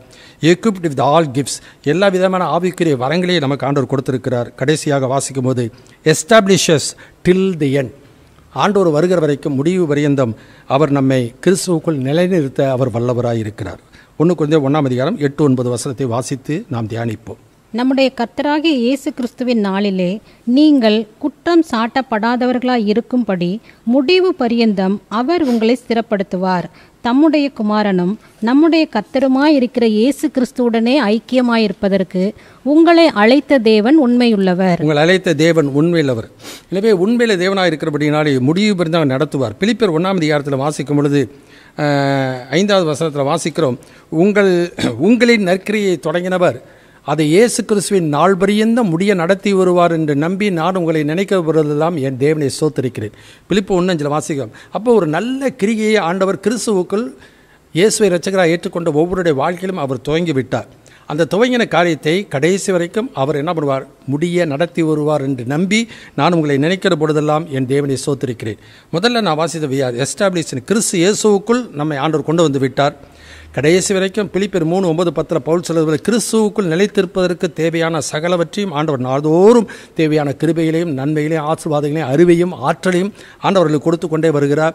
கொடுத்து கொண்டே வரும்பொழுது அதில் நான் வளர்ந்து தொடர்ந்து போக வேண்டியது அவசியம். கொலோசியர் 2ஆம் அதிகாரத்தில் 6-7 வசனத்தில் வாசிக்கிறோம், அவர் மேல் கட்டப்பட்டவர்களாயும் அவருக்குள் வேறு கொண்டு அவர் மேல் கட்டப்பட்டவர்களாயும் அவருக்குள் நடந்து கொண்டு சோத்திரத்தோடு கூட நீங்கள் அதில் பெருகுவீர்களாக என்று சொல்கிறார். எபேசியர் 2ஆம் அதிகாரத்தில் வாசிக்கும் பொழுது 20, 21, 22 வசனத்தில் வாசிக்கிற எபேசியன் சாப்டர் 2 verse 20, 21, 22. அப்போஸ்தலர், தீர்க்கதரிசிகள் என்பவர்களுடைய அஸ்திபாரத்தின் மேல் கட்டப்பட்டவர்களுமாய் இருக்கிறீர்கள். அதற்கு இயேசு கிறிஸ்து தாமே மூலைக்கல்லாய் இருக்கிறார். அவர் மேல் மாளிகை முழுவதும் இசைவாய் இணைக்கப்பட்டு கர்த்தருக்குள் பரிசுத்த ஆலயமாக எழும்புகிறது. அவர் மேல் நீங்களும் ஆவியினாலே தேவனுடைய வாசஸ்தலமாக கூட்டி கட்டப்பட்டு வருகிறீர்கள். எனவே அவர் தீர்மானித்த காரியம் இது இயேசு வந்ததுக்கு அப்புறமல்ல, அவர் உலக தோற்றத்திற்கு முன்னாடியாகவே தீர்மானித்த ஒரு காரியம். 1 பேதுரு 1:20 வாசிக்கிறோம். அவர் உலக தோற்றத்திற்கு முன்னே குறிக்கப்பட்டவராயிருந்து தேவனிடத்தில் விசுவாசமாயிருக்கிற உங்களுக்காக இந்த கடைசி காலத்தில் வெளிப்பட்டார். உலக பிரகாரமாக பார்க்கும் பொழுது 2000 ஆண்டுகளுக்கு முன்னதாக தான் அவர் அடிக்கப்பட்டார். ஆனால் ஆண்டோடைய பார்வையிலே பார்க்கும் பொழுது வெளிப்படுத்தல் 13:8 வாசிக்கிறோம், உலக தோற்றம் முதல் அடிக்கப்பட்ட ஆட்டுக்குட்டியினுடைய ஜீவபுஸ்தகத்திலே பேரெழுதப்பட்டிராத மக்கள் எல்லாரும் அதை வணங்குவார்கள், அந்தி கிறிஸ்துவை வணங்குவார் என்று சொல்லி எச்சரிப்பாக எழுதியிருக்கிறது பார்க்கும். ஆண்டோடைய பார்வையிலே அப்பொழுதே இயேசு கிறிஸ்து நிழலாட்டமாக அடிக்கப்பட்டு விட்டார். அதனால தான் ஆண்டவர் தவறு செய்த கீழ்ப்படியாமல் போன அந்த ஆதாம் ஏவாளுக்கு அவரே என்ன பண்ணுகிறார், ஒரு மிருகத்தை அடைத்து அந்த தோல் உடைகளை அவர்களுக்கு உடுத்து வைக்கிறதை நாம் பார்க்கிறோம். ஏன்னா ரத்தம் சிந்தது இல்லாமல் மன்னிப்பு இல்லை என்கிற அந்த காரியத்தை அவர்களுக்கு வெளிப்படுத்தினபடினால தான் ஆபேல், விசுவாசத்தினால் ஆபேல் காயுடைய பலியிலும் மேன்மையான பலிகளை செலுத்துகிறார். அதே தீர்மானத்தின்படியே அந்த வழிமுறையில் அந்த தேவனுடைய அந்த சித்தத்தின் அடிப்படையிலே தான் நியாயப்பிரமாணத்திலே அந்த பலிகளை ஆண்டவர் ஏற்படுத்துகிறார். எனவே முடிவு பரியந்த நம்மை நடத்துகிறவர். அப்போ 2 காரியங்களை இந்த பகுதியில் வாசிக்கிறோம், fellowship with Christ and fellowship with Christians. அதாவது இயேசுவோடு கூட இருக்கிற ஐக்கியமும், அடுத்தது கிறிஸ்தவர்களோடு கூட இருக்கிற ஐக்கியம். கிறிஸ்துவோடு கூட இருக்கிற ஐக்கியமும் முக்கியம், அதே விதமாக கிறிஸ்தவர்களோடு கூட இருக்கிற ஐக்கியம் முக்கியம். ஏன்னாக்கா கிறிஸ்துவோடு கூட ஒரு ஐக்கியம் என்றால் இந்த கொரிந்து சபையார் மாத்திரமில்லை, இந்த நாளிலும் சபைக்கு போகிறாங்க வராங்க, ஆனால் ஆண்டவரை அறிகிற அறிவில் வளரல, சத்தியத்தை அறிந்து கொள்ளலை. ஞாயிற்றுக்கிழமை கோயிலுக்கு போகணும், ஆண்டவரை துதிக்கணும், பாடணும், துதிக்கணும், காணிக்கணும், செய்தி கேட்கணும், ஆமே நல்லலியா போடணும், எல்லாம் முடிச்சதுக்கப்புறம் இன்றைக்கி கடமை முடிஞ்சிச்சுன்னு வந்துடுறாங்க. அதுக்கப்புறம் போக்குவரத்துமாக தான் இருக்கிறார்கள் ஒழிய ஒவ்வொரு நாளும் தங்களுக்குள்ளே வாசம் பண்ணுகிற அல்லது தங்களை நடத்துகிற ஆண்டவரோடு கூட சஞ்சரிக்கிறவர்கள் மிக மிக சொற்பம். புரியுங்களா? ஏன்னாக்கா அதே 1 வாசித்தோம், தேவனும் நம்முடைய குமாரனும், தேவனுடைய குமாரனும் நம்முடைய கிறிஸ்துவமாக இருக்கிற அந்த வசனத்தில் தான் வாசிக்கிறோம், தம்முடைய குமாரனும் நம்முடைய கர்த்தருமாக இருக்கிற இயேசுவுடனே கூட ஐக்கியமாக இருப்பதற்கு உங்களை அழைத்த தேவன் உண்மையுள்ளவர். எனவே நமக்கும் ஆண்டவருக்கு இருக்கிற உறவு இயேசுவின் மூலமாக தான் தேவனுக்கு நமக்கு ஏற்பட்டது. எனவே அந்த ஏற்பட்ட அந்த உறவிலே கடைசி வரைக்கும் நாம் நிலைத்திருக்க வேண்டியது மிக மிக அவசியம். அது எந்த விதத்திலே வெறியில் சரீர பிரகாரமாக சடங்காக அல்ல. இஸ்ரவேல் ஜனங்கள் செய்த தவறு அதுதான். இந்த ஜனங்கள் தங்கள் வாயினால் என்னிடத்தில் சேர்ந்து தங்கள் உதடுகளினால் என்னை கனம் பண்ணுகிறாள், அவர் இறுதியுமோ எனக்கு தூரமாக இருக்கிறது என்று சொல்கிறார். எனவே இஸ்ரவேல் இயேசு வாழ்ந்த நாட்களிலே ஏசியா சொன்னபடியே நீங்கள் என்ன பண்ண வீணான ஆராதனை செய்து கொண்டு வருகிறீர்கள். எனவே இந்த நாட்களிலும் ஆண்டரோடு கூட ஒரு சஞ்சரிக்கிற ஒரு அனுபவமுள்ள ஒரு வாழ்க்கையில வாழ்ந்து அவரை அறிகிறவர்கள் மிக மிக சொற்பம். வேத புத்தகத்திலிருந்து வருகிற படிப்பறிவதாக இருக்க ஒழிய பழக்கத்தில் அறிந்து கொள்கிறது தான் ஆண்டவர் எதிர்பார்க்கிற ஒரு காரியம். அனுபவத்தில் அறிந்து கொள்ளுதல். ஒவ்வொரு நாளும் என்னுடைய வாழ்க்கையிலே தேவன் நமக்கு நன்மையானவரை செய்கிறார். நாள்தோறும் அவர் கிருபைகள் புதிதாக இருக்கிறது என்றால் இந்த நாளிலே அவருடைய கிருபையினாலே நமக்கு கற்றுக் கொடுத்த காரியம் என்ன, எனக்கு ஆண்டவர் எனக்கு சொன்ன புத்திமதி என்ன, இந்த நாளில் ஆண்டவர் கொடுத்த எச்சரிப்பு என்ன, இன்றைக்கி ஆண்டவர் கொடுத்த ஆலோசனை என்ன, இன்றைக்கி ஆண்டவர் கொடுத்த விடுதலை என்ன, இன்றைக்கி எந்த காரியத்தில் ஆண்டவர் எனக்கு உதவி செய்தார். இதை ஒவ்வொரு நாளும் யார் அதை அனுபவித்து கொண்டு வருகிறவர்கள்? யார்? ஆண்டவரோடு கூட ஐக்கியமாக இருக்கிறவர்கள் தான், அவரோடு ஒன்றித்திருக்கிறவர்கள் தான். அது வார வார சடங்கு சம்பிரதாயமாய் அல்ல. 1 கொரிந்தியர் 6:17 வாசிக்கிறோம், கர்த்தரோடு கூட இசைந்திருக்கிறவன் அவரிடையே கூட ஒரே ஆவியாக இருக்கிறான். எனவே அப்படி தேவனுடைய ஆவியும் நம்முடைய ஆவியும் இசைந்து போகும்போது தான் ஒவ்வொரு நாளும் அவன் தேவன் மேலே விசுவாசம் வைத்து தேவனுடைய வாழ்க்கையில் ஒவ்வொரு சந்தர்ப்பங்களில் சூழ்நிலைகளில் செய்கிற காரியங்களை அவன் அறிந்து கொள்கிறான். இயேசுவை அறிந்து கொள்கிறான், தேவனை அறிந்து கொள்கிறான். அதுக்கு தேவனுக்கு நன்றி செலுத்துகிறான், தேவனை துதிக்கிறான், சோத்தரிக்கிறான். உலக பிரகாரமான ஒரு நன்மைகளை நான் பெற்றுக்கொண்டால் உடனே சாட்சி சொல்கிறாங்க, ஆண்டவர் துதிக்கிறாங்க. ஆண்டவர் நன்மையை செய்கிறது இல்லையா? ஒவ்வொரு நாளும், ஒவ்வொரு நிமிஷமும், ஒவ்வொரு செகண்டும். ஆனால் சொல்லும்போது மட்டும் சொல்லுவாங்க, நாம் நிர்மூலம் ஆகாமல் இருக்கிறது அவருடைய கிருபையே. என்ன எதை அடிபடாதது, காய்ச்சல் வராது, வியாதி வராதது, பரீட்சை ஃபெயில் ஆகாதது, இதை தான் சொல்லிக்கிட்டு இருப்பாங்க. ஆவிக்குரிய வாழ்க்கையில் எந்த காரியத்தை அறிந்து உணர்ந்து கொண்டார்கள்? ஆவிக்குரியவன் ஆவிக்குரியலை சிந்திக்கிறான், மாம்சத்துக்குரியவன் மாம்சத்துக்குரியலை சிந்திக்கிறான். அதுதான் 1 கொரிந்தியர் 15:19 சொல்கிறார், எம்மைக்காக மாத்திரம் கிறிஸ்து இயேசு மேலே நம்பிக்கையுள்ளவர்களாக இருந்தால் மற்ற எல்லார கட்டையிலும் பரிதபிக்கப்படத்தக்கவர்களாக இருப்போம். அதே 1 கொரிந்தியர் 15 சொல்கிறார், நான் உங்களுக்கு பிரசங்கித்த பிரகாரமாய் நீங்கள் அதை கை கொள்வீர்களானால் அதனால் ரட்சிக்கப்படுவீர்கள், மற்றபடி உங்கள் விசுவாசம் விருதா. அதனால் ஆண்டோடு இருக்கிற உறவு எப்படிப்பட்டதாக இருக்குது? 1 யோவான் 1:3, 4, 5, 6, 7 வசனம் வாசிக்கலாம். 1 John chapter 1 verse 3 onwards. நீங்களும் எங்களோட ஐக்கியமுள்ளவர்கள் ஆகும்படி நாங்கள் கண்டும் கேட்டும் இருக்கிறதை உங்களுக்கும் அறிவிக்கிறோம். எங்களுடைய ஐக்கியம் பிதாவோடும் அவருடைய குமாரனாகிய இயேசு கிறிஸ்துவோடும் இருக்கிறது. உங்கள் சந்தோஷம் நிறைவாயிருக்கும்படி இவைகளை உங்களுக்கு எழுதுகிறோம்.